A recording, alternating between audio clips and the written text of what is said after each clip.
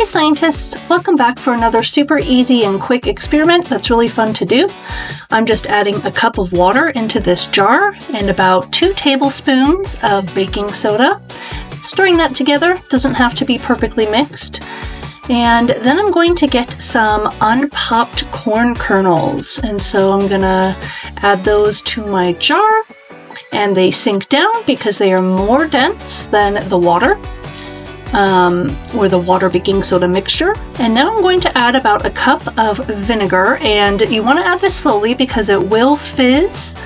Vinegar is an acid, baking soda is a base. They're going to have a neutralization reaction that produces water and a lot of gas, which is why you get all of those bubbles there. I'm going to add a little bit more, and as I do that, you can see the bubbles are attaching to the corn kernels, and when they do that, it makes the corn kernels buoyant or less dense than the liquid that they're sitting in, so they float up to the top. And then as those air bubbles pop, the corn kernels get more dense and sink back down to the bottom until they have more gas bubbles attached to them and bring them up to the top.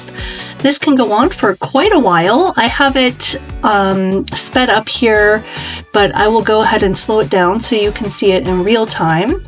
Yeah, that's just a super fun and easy experiment that you can try at home. I do this every autumn with my students and they love it. I hope you get to try it. Until next time, keep discovering.